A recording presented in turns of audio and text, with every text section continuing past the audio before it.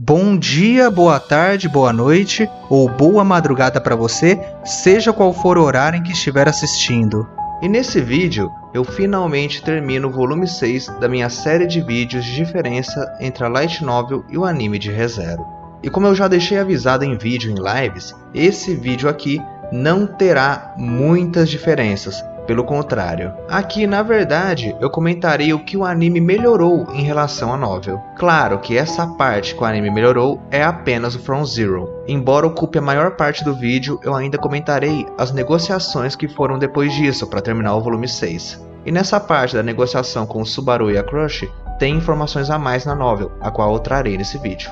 Além de que eu comentarei sobre algumas side stories pertinentes e teorias. E galera, esse aviso aqui que eu tô falando pra vocês, eu estou avisando depois que eu terminei a gravação. O que acontece? Quando eu estava gravando, eu tive a ideia de ser um nome especial e uma thumbnail especial para esse vídeo em específico. Os motivos disso são porque esse vídeo, a maior parte dele eu não vou comentar o que a novel tem de melhor em relação ao anime, mas o inverso. Mas para vocês não ficarem perdidos, sim, esse aviso, apesar desse nome e dessa thumbnail serem diferentes, esse vídeo estará na playlist de diferença entre a Light Novel e o anime, porque ele faz parte da série. E inclusive, esse vídeo ele compõe a parte 5 do volume 6, é a última parte, e ele dará continuação ao volume 7. Então, sem mais enrolação, vamos ao vídeo. No meu vídeo da parte 4, eu contei sobre a morte do Subaru pelo Puck. E realmente, a morte dele na novel foi melhor. Entretanto, depois disso o anime melhorou muito. Porque a expressão dele abatida, combinando com a sonoplastia, e não uma simples sonoplastia, mas a famigerada Call of the Witch, e toda a passagem dos frames rapidamente, dando foco no sol, voltando para a cara dele, simplesmente aquilo já deu para notar que não seria um simples retorno. E a cena seguinte, com a Ren preocupada com ele, perguntando se ele estava cansado e ele já sem força respondendo, e repentinamente a cesta de fruta que ela estava carregando cai e eles saem correndo. Se alguém ainda não tinha noção da seriedade que estava acontecendo, naquele momento a ficha caiu. Todos esses detalhes que compõem a cena superam a novel. Então muita gente pensa que a beleza desse episódio já tá lá no discurso da Ren, em toda a construção, mas antes dele começar, antes da cena começar, o episódio já vinha sendo muito bem trabalhado. Certamente a Ren, que não entendia nada, interrompeu a corrida, e dessa forma eles foram para outro local para o Subaru explicar o que estava acontecendo. Nesse ponto, o Subaru ficou 1 minuto e 10 segundos enrolando, falando que estava bem, falando de uma maneira mais calma, tudo isso para chegar no assunto principal, que era pedir para a Ren fugir com ele. Depois que ele revelou isso e ficou aquele momento de tensão, o Subaru começou a falar naturalmente, sem parar. E claro que ele agiu como um bobo e não parou de falar porque ele sabia que a Ren não iria aprovar essa ideia. Então ele não parou de falar justamente para que ela não tivesse a oportunidade de interrompê-lo. Porque ela falaria o óbvio, que não seria a melhor atitude, que não era o Subaru que ela conhecia, que isso era errado. E no meio desse falatório do Subaru, ele fala algo interessante sobre o mundo de Re:Zero. Ele disse que iria para o oeste, porque no norte era muito frio e ele não gostava de frio, e no sul não estava aceitando imigrantes. Nos meus outros vídeos, vocês já tinham visto que a novel já tinha apresentado os países e já tinham dado uma introdução do que eles eram. E ao sul, que era Voláquia, realmente não estava aceitando imigrantes, e no norte, realmente, lá em Gusteco, é muito frio. Então, a melhor opção realmente seria o oeste, Cararagi. Um país que estava aceitando imigrantes e que não tinha um clima não tão quente e nem tão frio. E certamente, se a Ren tivesse aceitado a proposta do Subaru, eles iriam para Cararagi, assim como é contado na Rota da Preguiça. Mas apesar de já ser interessante que nessa parte do anime já fez uma introdução dos países e o mundo de Re:Zero, também é bem legal saber que o Subaru tinha conhecimento sobre os outros países. Muitas vezes a obra trata o Subaru não como uma pessoa burra, na verdade ele é bem inteligente, mas trata ele como uma pessoa preguiçosa que não quer estudar e saber sobre o mundo afora. E realmente tem momentos que ele é bem acomodado. Então é muito legal como essa cena mostra que o Subaru não apenas estudou quando estava sendo forçado a entender sobre a escrita daquele mundo, mas ele também estudou sobre outras áreas, como geografia, geopolítica, atualidades. E isso realmente era bem interessante. Só que a Ren não queria nem saber e o interrompeu. A Ren sabia que o Subaru estava fugindo e sabia que não tinha nenhum motivo nobre atrás disso. Ela escolheu se iludir, ela escolheu acreditar no Subaru, se iludiu e deu uma chance para que ele falasse: não, eu só estava brincando, não, você me interpretou errado, eu realmente vou ajudar a Emília. Mas não. Ele já estava acabado mentalmente, ele já não conseguia mais, ele já estava determinado a fugir. Ele não conseguia mais manter as aparências e ele se sentia totalmente insuficiente. E nesse momento, o anime, que só tinha um som ambiente, ganhou uma trilha sonora. Uma música calma e muito triste, mostrando pra gente que naquele momento o Subaru estava no fim da linha e sozinho ele não iria conseguir progredir. E o pior é que ele não só não conseguiria progredir sozinho, como nem sozinho ele conseguiria regredir. Resumindo, ele não conseguiria fugir sozinho, então ele implorava para Ren fugir com ele. Ele era incapaz até de sobreviver sozinho, e não por falta de habilidade de sobrevivência ou algo do tipo, mas sim porque o complexo de inferioridade dele bateu. Bateu e bateu pesado. Desde o momento que ele chegou naquele mundo, ele viu o quão inferior ele era em relação aos outros personagens. E essa inferioridade era em relação a poder físico e a poder mágico. Mas ele tem um grande poder, que é o retorno através da morte, um dos poderes mais apelões da obra. Então galera, para começar, esse poder nem é dele, e ele tem noção disso. Ademais, esse poder nunca foi desejado por ele e ele não se sente bem em usar. Pelo contrário, ele se sente muito mal. E o complexo de inferioridade do Subaru não é brincadeira, ele possui transtornos, síndromes e tudo isso o acompanha durante toda a obra. Então aquela imagem de confiante dele era apenas uma capa, uma personalidade aparente que ele queria que os outros vissem para esconder quem ele realmente era. Além de que tem um outro ponto, o Subaru não conseguia ver as qualidades dele. Então pessoal, imagina, o Subaru não só tem complexo de inferioridade, como ele tem síndrome de cavaleiro branco. Agora imagina, a personagem que ele queria salvar era mais forte que ele. Não era, continua sendo mais forte que ele e nunca vai deixar de ser mais forte que ele. E não só isso, não só a personagem que ele queria salvar, como a personagem que ele salvou e para quem ele estava chorando naquele exato momento, que era a Ren, também era mais forte que ele. E tudo isso que ele tem, somado com toda a experiência dele no Arco 3 e todos os loops falhos, ele enlouqueceu de vez. Começando lá na seleção real, com todo mundo vendo a verdadeira personalidade dele covarde, a qual ele sempre tentava esconder, vendo a tentativa fracassada dele de se provar o maioral, salvar a Emília. E como resultado, todas as pessoas tendo desprezo pela pessoa dele, e a Emília, que era a pessoa que ele estava tentando salvar, também desprezou a atitude dele e o abandonou entre aspas, porque foi como ele se sentiu. Tudo aquilo mexeu com ele. Ele só lembrava dos acontecimentos ruins do Arco 3. Ele não lembrava dos acontecimentos bons. Ele não lembrava dos concílios do Wilhelm. Ele não lembrava das palavras e aquela noite que ele teve com a Crush e que eles ficaram conversando. Ele não lembrava dos momentos que ele passou com a Ren. Ele só lembrava dos momentos ruins, de todas as falhas dele antes de morrer, de todas as falhas dele que ele cometeu durante todo esse período, de todas as palavras negativas e de todos os personagens que inferiorizaram a pessoa dele. Naquele momento em que o Subaru estava desistindo, ele não estava fazendo isso de maneira sã, mas sim de maneira totalmente enlouquecida. Ainda que a sua insanidade parecesse ser calma e sã. Então não, aquele realmente não era o verdadeiro Subaru, assim como a Ren disse. Então eu poderia me prolongar mais para falar do estado psicológico do Subaru, só que isso já é tema que eu quero gravar há muito tempo. Estará na próxima enquete da comunidade, caso tenha interesse eu posso comentar sobre isso. O importante para vocês saberem nesse vídeo é que o Subaru tem os seus transtornos, ele não trata disso, ele foge disso, ele ignora isso, e todo o sofrimento daquele mundo, que não é um mundo fácil de se viver, multiplica e piora o estado dele. Então não, realmente o Subaru, quando ele desistiu, é porque ele já estava louco de vez, ele já tinha sofrido muito. Ele tinha chegado no limite. Ele já quase tinha estourado o limite uma vez, que foi lá no Arco 2, e por sorte ele tinha a Emília, e se não fosse a Ren naquele momento, o Subaru estava perdido. Desnecessário eu elogiar como o anime adaptou essa parte.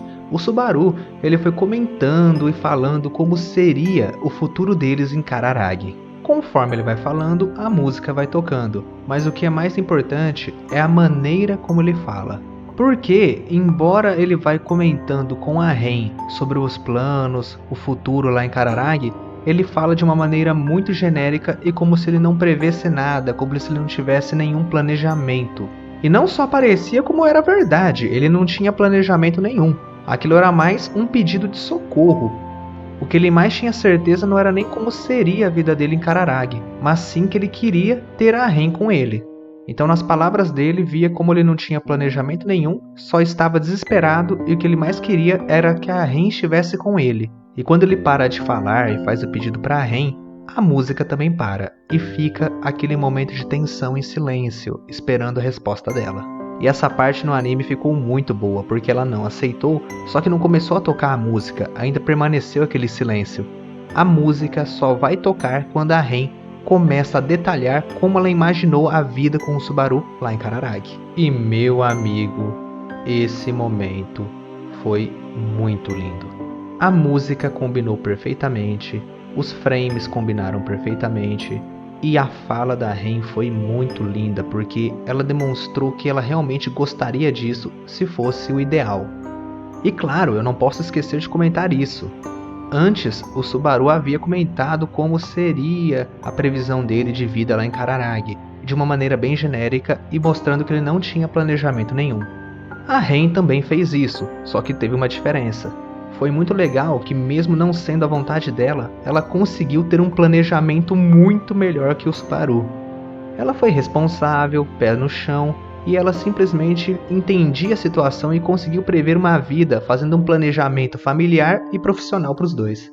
Nesse momento, o anime escancarou o óbvio, escancarou o quanto que a Ren tinha muito mais noção e era muito mais responsável que o Subaru. E claro, com algumas poucas diferenças, ela simplesmente resumiu a Rota da Preguiça.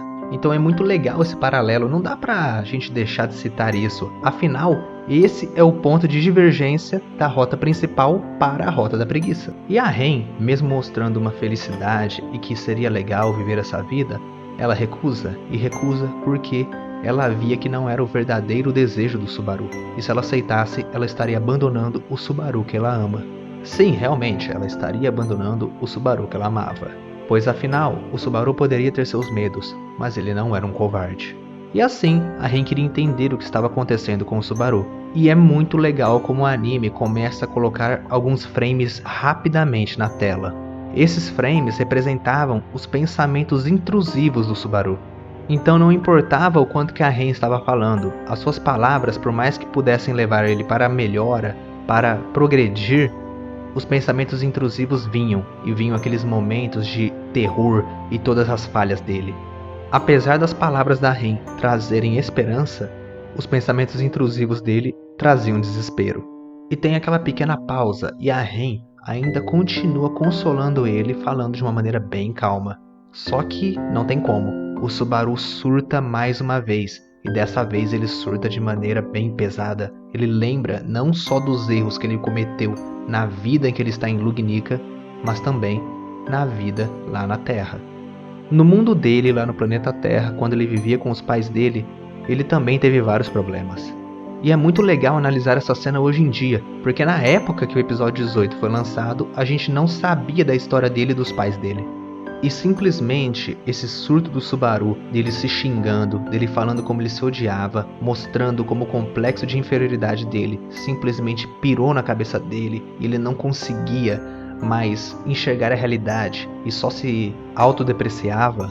É muito bacana como isso foi bem adaptado. Não foi aquele discurso forçado, aquele surto normal que a gente vê em alguns animes. Não, isso aí foi bem realista. Essa cena foi muito bem escrita na novel e foi muito bem adaptada no anime. Realmente mostrou uma pessoa que tem complexo de inferioridade surtando. E foi muito legal ver que a música era a mesma.